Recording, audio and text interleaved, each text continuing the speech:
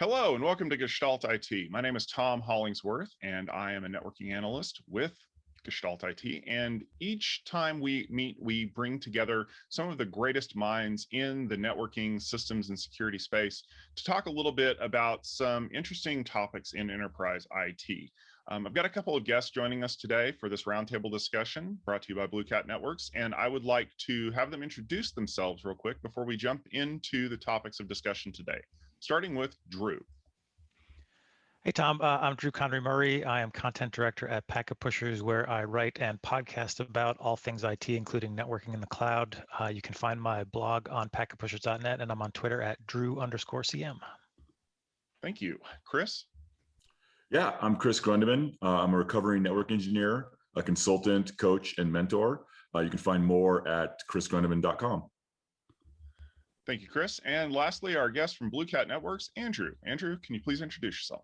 Sure. Andrew Workin. I'm the Chief Strategy Officer at BlueCat, which means I'm responsible for our go-forward product market strategy, partnerships, and spend a ridiculous amount of time working with our customers, usually in the field, but these days over Zoom. You can find me at my own podcast at Network Disrupted and on Twitter at @Wortkin. All right. Thank you very much for joining us today. Let's jump into this roundtable discussion. Andrew mentioned, disrupting networking, and we've honestly disrupted quite a few things over the course of the last few years when it comes to networking and on-premises data centers and cloud. We have been forced to migrate to new ways of doing things, whether they're application focused or more complicated than they were in the past, to enable users, whether it's outside focus like digital transformation or global situations that have caused us to need to move there. But it feels like there's a disconnect. It feels like that there are forces inside of our initiatives that are, quite frankly, attempting to sink our efforts before they even really get started. And BlueCat commissioned a report recently that kind of highlights some of these challenges. And according to EMA research, 72% of enterprises are struggling to realize the full value of their cloud investments. That's a lot. And so what we wanted to do was to get some experts in the field here to get together today with us to kind of talk about some of the challenges that they understand and they see in the space, and what are some of the ways that we could possibly look at fixing those. So I want to jump in to talk to Drew really quickly, because Drew, as content director at Packet Pushers, you guys talk to a lot of people in the space, a lot of users, a lot of practitioners. What kinds of challenges are you hearing from them when it comes to getting things moved into the cloud? I think one of the biggest things is that just like on premises, we're dealing with silos. There's sort of a cloud team and they're responsible for cloud, but there's lots of traditional disciplines that still need to be accounted for, and lots of issues like networking, security, storage, and all that. And the cloud team, which is probably coming from the server side, feels like, yeah, we can get this instance spun up and we can start building applications and we're off to the races. And then the rest of the organization is trying to catch up with security and policy and compliance and all that stuff. I think that's probably a key issue. Yeah, I would agree that we've spent a lot of time in the on-premises side of things trying to break down those silos, to create cross-functional teams, to enable all of the ops things. And then we migrate everything over to a public cloud instance like Amazon or Microsoft or Google. And suddenly all of those silos come back, because now this is my playground and I'm going to do things here. And your stodgy old ways of doing networking and security just don't work anymore. So go away and let me do my stuff. Now, the question that I have regarding that is, sometimes we see that crop up as an outgrowth of the fact that these initiatives are not necessarily functional from an organizational perspective. Now, you've probably heard the term shadow IT in the past, where things just happen randomly. And the number of Amazon cloud deployments that started on some person's credit card because they needed to test something real quick is, well, probably a higher number than you would expect. Throwing this out here for discussion with the group, do you feel like potentially that a lot of this siloing of these teams comes from the fact that they are reaching out ahead of the organization to try to create the change that they're looking for without going through what we would consider to be more traditional, project management type activities. Absolutely, Tom. I think in the report, it said that 41% of cloud adoption was driven by non-centralized IT forces, right? So business units or other folks were jumping in there. And that reminds me of, what I've been looking at is this difference between DevOps and IT ops. And I think that lines up with the report talking about kind of network infrastructure folks versus the cloud team. And so I'd like to hear a little bit more, Andrew, maybe about how BlueCat is looking at this from, how do we define those things, right? Because to me, in a lot of ways, DevOps is an operational practice that's more looking at kind of your production environment and serving your customers, whereas IT ops is a more traditional way of looking at how you serve your employees. But I think in this report, where we're talking about cloud team versus network team, we're cutting it a little bit differently. And so I'd like to kind of define cloud team and network team and how we see them being dysfunctional today. Yeah, sure thing. And just Tom, just real quickly, I think you nailed it with the sort of core difference between approaching an IT project as a project versus we're going to go start creating something and we're not quite sure what the end result's going to be right now. And that world is really difficult to sort of fit into a traditional IT project, but specifically, Chris, I think the one core difference between those two groups is who the customer actually is. When from a sort of a traditional IT ops standpoint, you take something like automation, usually the automation is focused at doing my job faster. I can't keep up with the number of requests for change, and so therefore I need to automate what I'm doing. And so I'll create tools for me, or I'll create, versus I'm actually creating APIs or automation for my customer. And my customer is now somebody in DevOps who needs to be able to automatically, in our case, create a DNS record. It could be deploy a subnet. It could be whatever the case might be. And so it's a totally different mindset. I'm now creating this for somebody who's not an expert. They're an expert at something, but they're not an expert at my job. And so I can't expect them to understand the protocols, the vendor whatever. They have a job to do. They need to be able to do it rapidly. They need a single, simple, vendor agnostic, unfailable API call to get an IP address or whatever the case might be.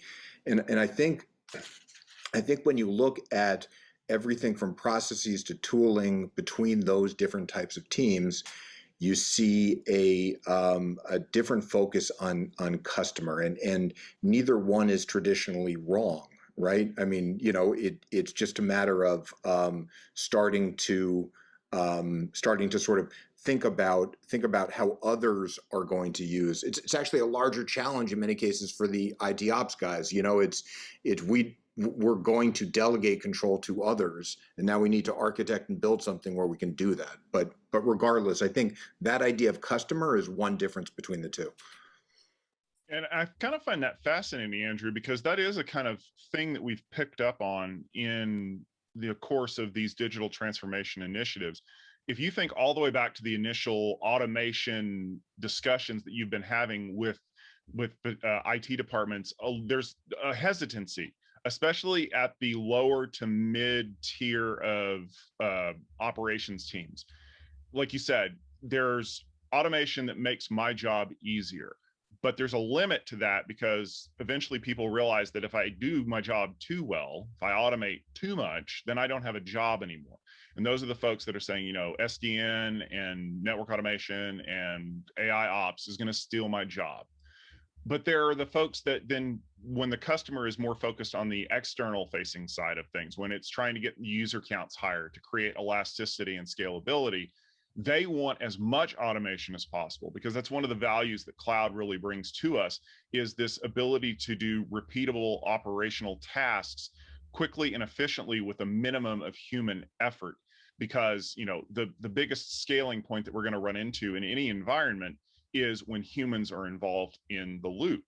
And do you see that that disconnect kind of is exacerbated by the fact that historically the networking team has been more people driven? It is required that the networking team approve changes to keep the network stable and secured and reliable, versus in the cloud where we don't care because there are scripts that do that for us, and we're more focused on trying to make things move as fast as possible to churn as many new features as we can get, and because we're trying to serve our users, whereas networking historically has had IT or the organization as a whole as their primary customer. And so those cultures are really clashing with regards to, I don't want to automate myself out of a job, but I also want to scale as fast as my customers want me to. For sure. And I think another theme you brought up in there, which I think we'll probably discuss in a number of different ways, is the idea of, the traditional network team is trying to optimize the global infrastructure, and any change that might seem simple to somebody on the outside, they're thinking about the entire global infrastructure, the entire data center network, and they're thinking about the impact of that change on much broader things, versus local optimization, which one can easily do, credit card or not, with that Amazon account they just created. I can do whatever I want. I'm going to optimize what I'm doing locally, and where certainly a lot of data came in from the report, but just generally speaking to customers, I mean, it's that it's easy to optimize something locally, but eventually the thing needs to work globally, and that's what leads to a lot of the conflicts, and I think there's a lot of companies, technology solutions out there which are all focused on, that's hard, we make it easy. Making changes to your data center network is hard, just overlay it with this, now it'll be easy.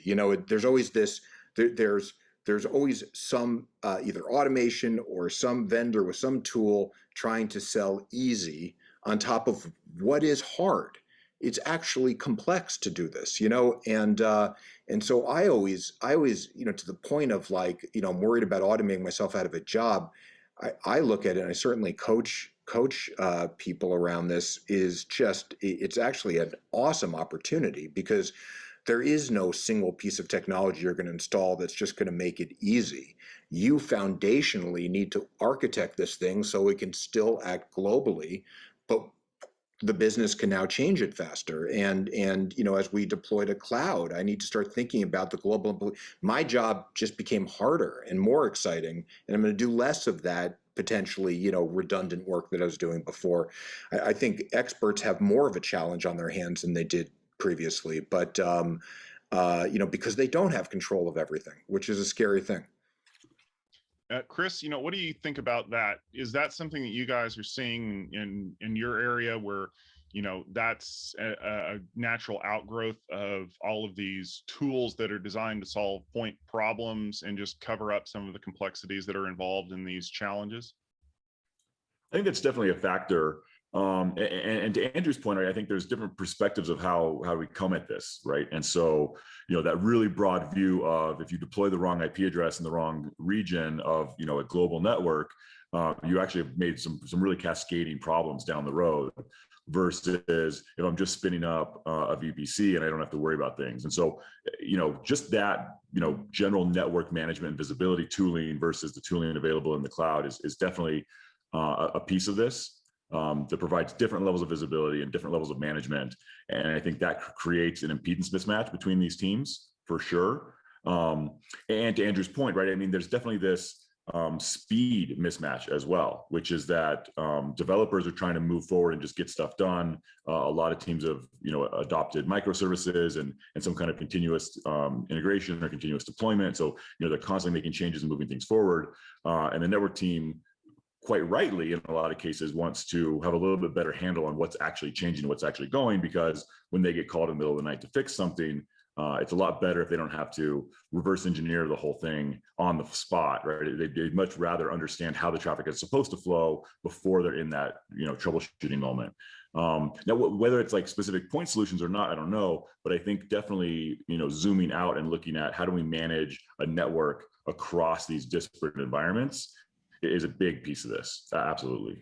Tom, I want to push back a little bit on the notion of the fear about automating yourself out of a job. I think from my perspective, we're seeing that anxiety recede, and it's being replaced by the new anxiety of, if I don't automate, I may not be able to keep my job, because we're seeing so much pressure, particularly around the networking, the security, sort of the traditional IT silos, to keep up with all of the velocity that's available in the cloud. And the business sees how quickly cloud applications can be spun up and changed and add new features. And they say to the other teams, I need you to keep up and be faster and do this.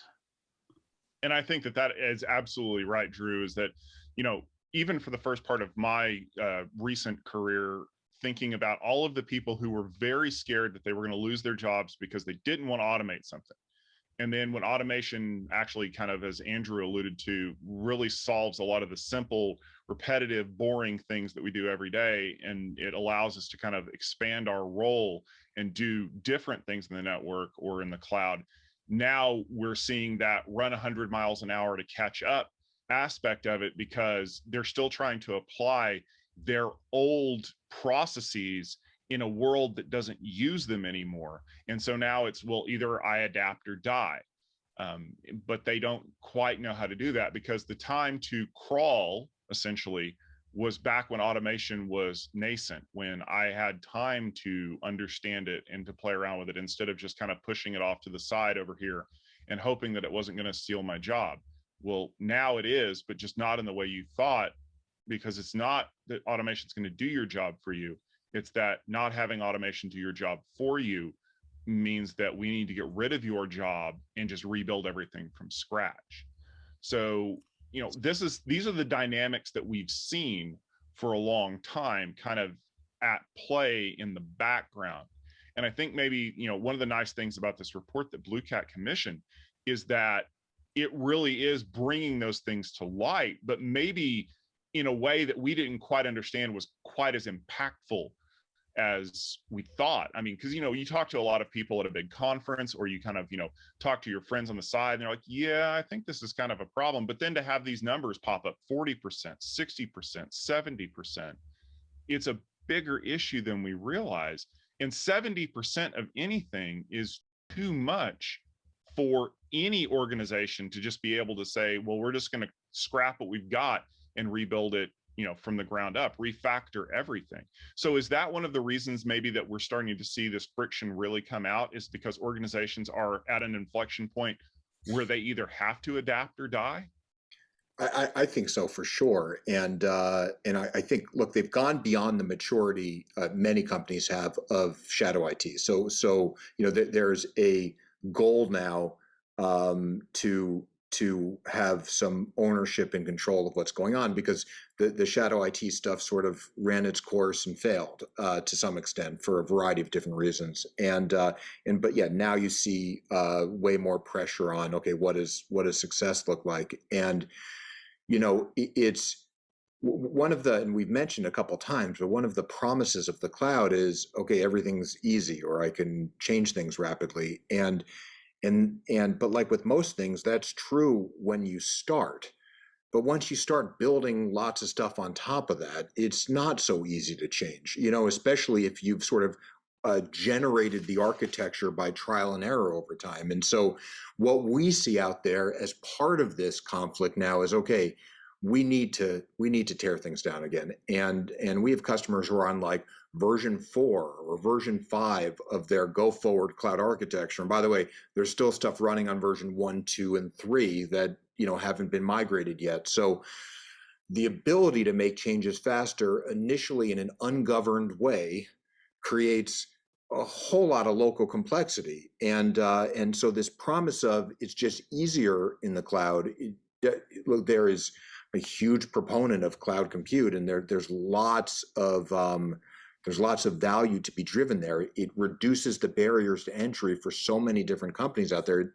Fantastic, great, but it can't be Wild West. And so I think in these numbers, and the 70% of this and 60% of that, these are real, and I think they include the early days, and I think they include what's going on now, which is, how do we do this right and actually work together?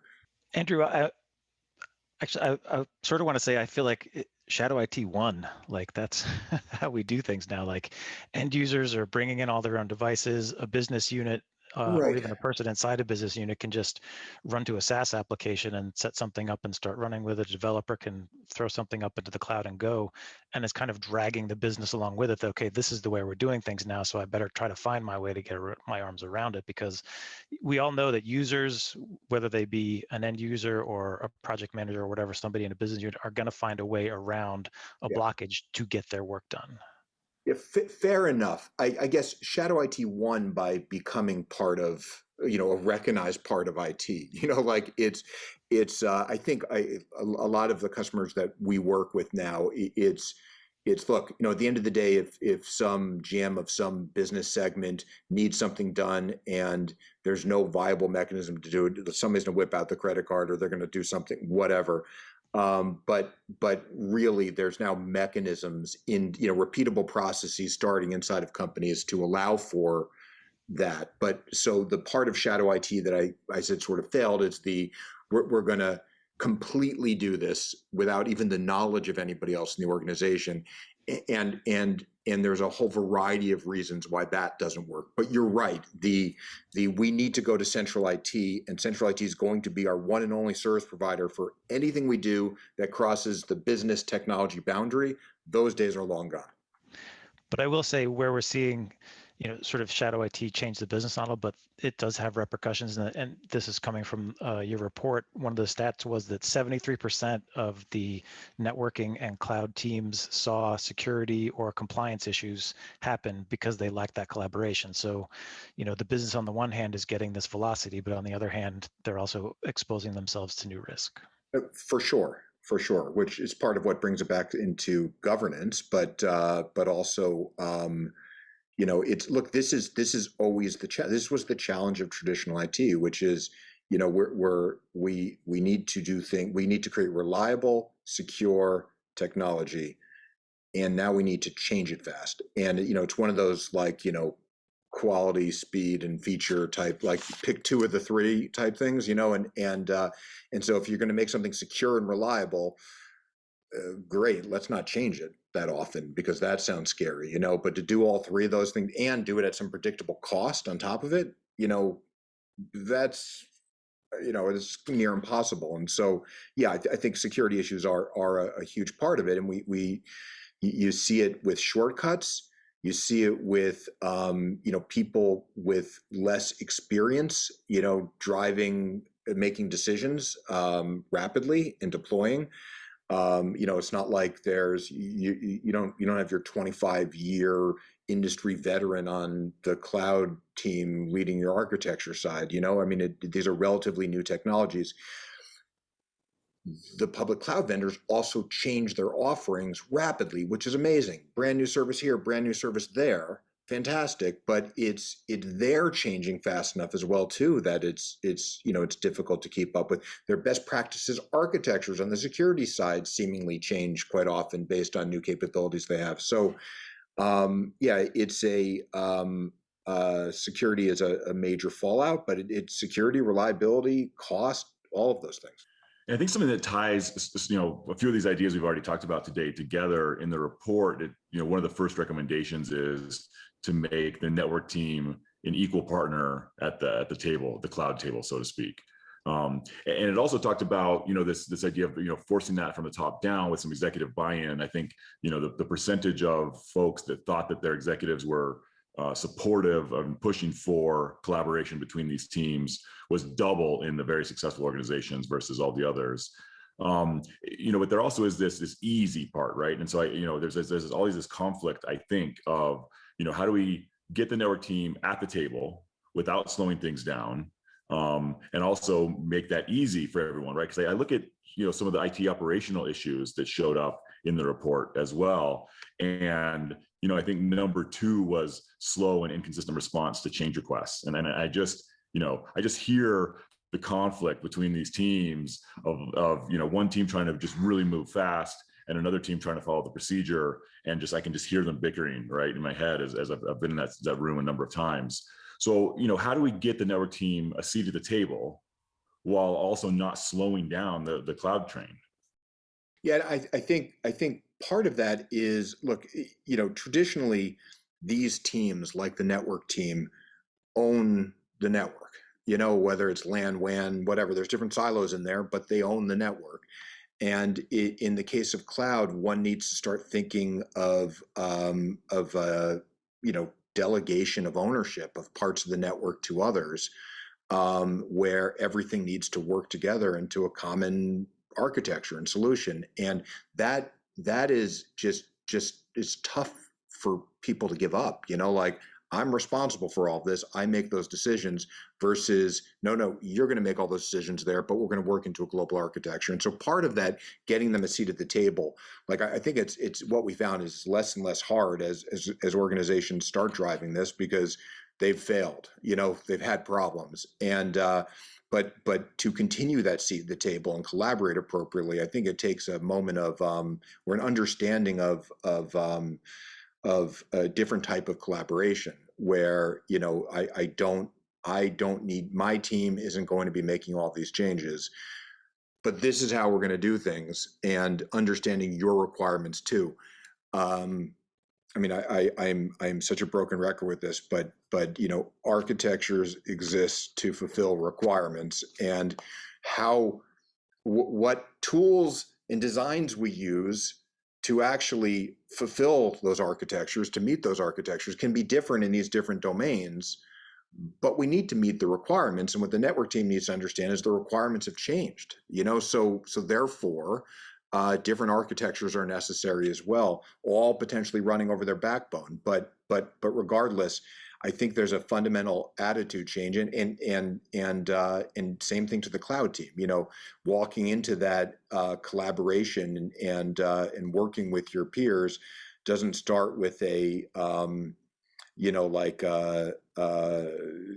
just this base assumption that person exists to slow me down, and their knowledge base is useless to me because I can do stuff way faster. It's like there's a personal side to this, unfortunately, and the IT team has, in some cases, a well-deserved reputation for being slow, and that's not even a criticism. Like, they've kept this network up. They're dealing with all these different business requirements. They've got 5.9 SLAs with this guy and this different business.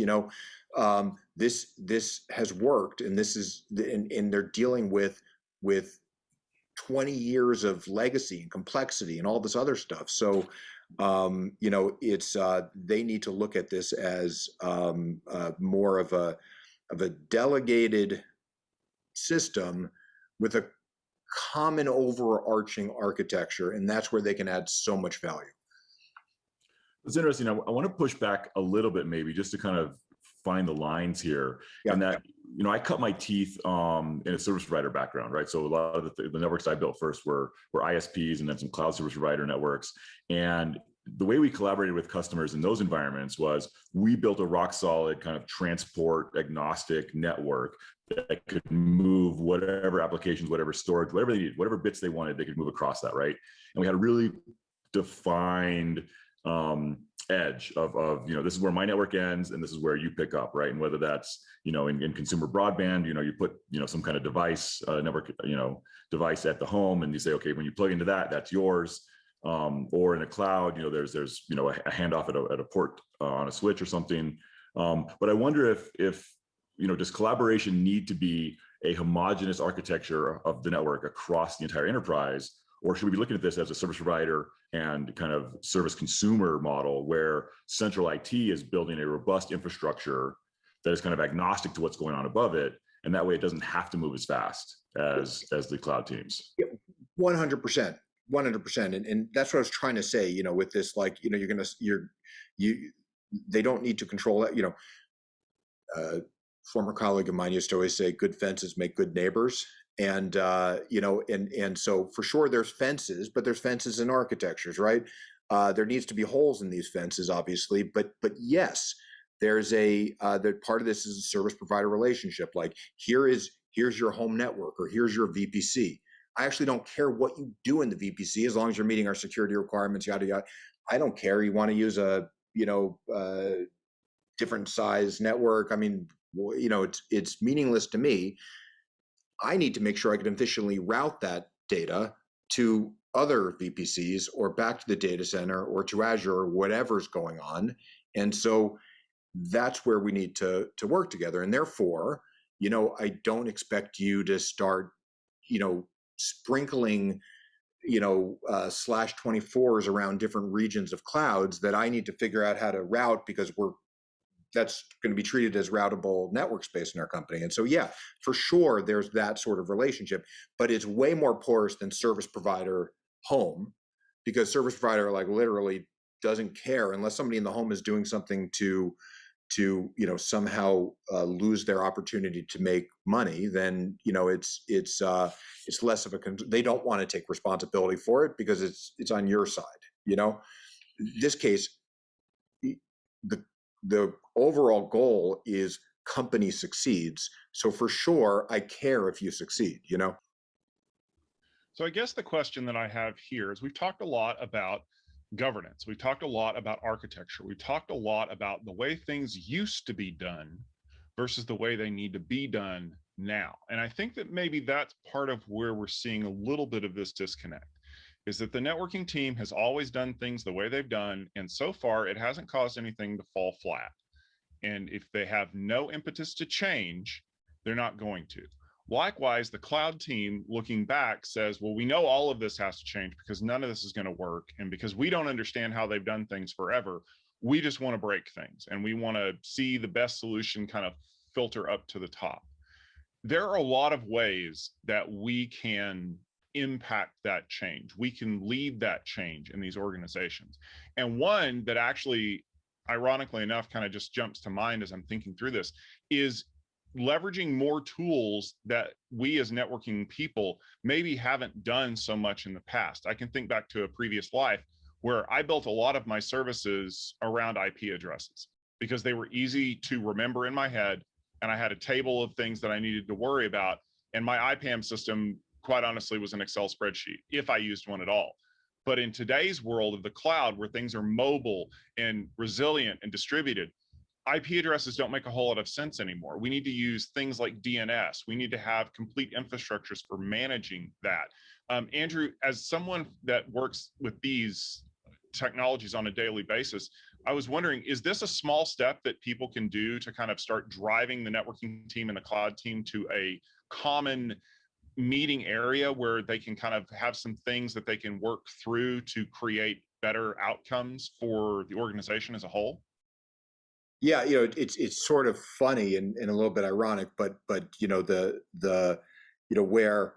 where these expert teams in general usually don't like to depend on anything that they don't control. And so that might be from the network team using IP addresses and not want to use DNS. Well, maybe they don't control the DNS system. So, we don't want any dependencies on our success that we don't specifically control. Where the cloud teams tend to think of service discovery in modern architectures as the beginning of everything. And so the idea of hard coding an IP address in an application would be absurd. We're going to do service. Every service will be looked up. That's how we're going to build reliable stuff today. But for sure, it's IP addresses are now ephemeral. It doesn't actually matter what IP address this thing comes up on. It's not going to be a long-lived thing, and that would be a massive mistake as you build out new stuff. And yeah,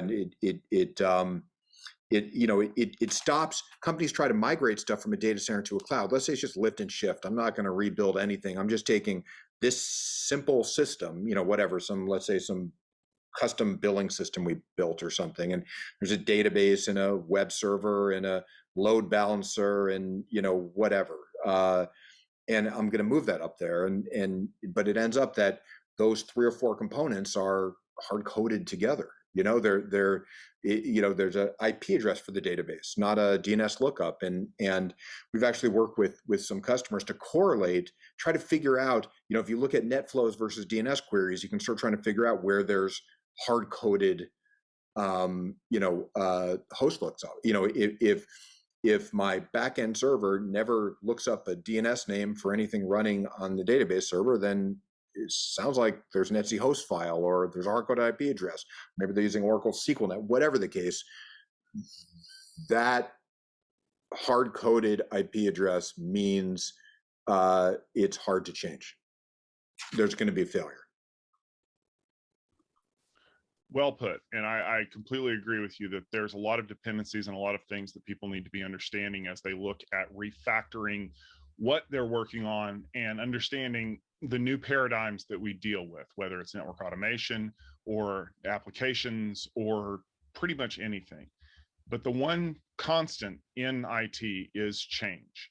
And we have learned over the years that we have to manage that change. We have to stay in front of the change. If we don't, kind of as Drew mentioned, we're going to be running as fast as we can to catch up to where we need to be before the floor falls out from underneath us. So thanks to the folks at BlueCat Networks for commissioning this report, for giving us an opportunity to talk to you about it a little bit and kind of look around some of these ideas and maybe help you formulate a plan. How are you going to lead this change in your environment? How are you going to stand in that middle ground between these two siloed teams and maybe help them come together to communicate more effectively, to collaborate more efficiently, to get your organization where it needs to be to serve your customers, whether they're your internal users, your external facing customers, or some combination of the both. And if that is something that you're interested in, you definitely want to make sure that you check out a little bit more information about some of the solutions that we talked about today from BlueCat Networks. Andrew, if people want to go to learn a little bit more about some of the things that you can help them with, where is the best place to do that?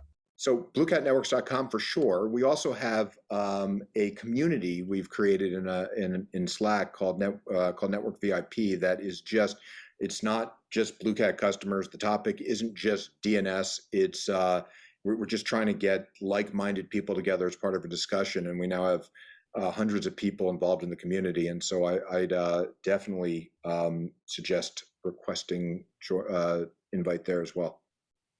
All right. Well, thank you very much to Andrew and BlueCat Networks, and also thank you to Chris and Drew for joining us today. Really appreciated this roundtable discussion around some of the challenges that we face in modern enterprise IT. For more great content like this, please make sure you check out our website at gestaltit.com, and we will talk to you next time.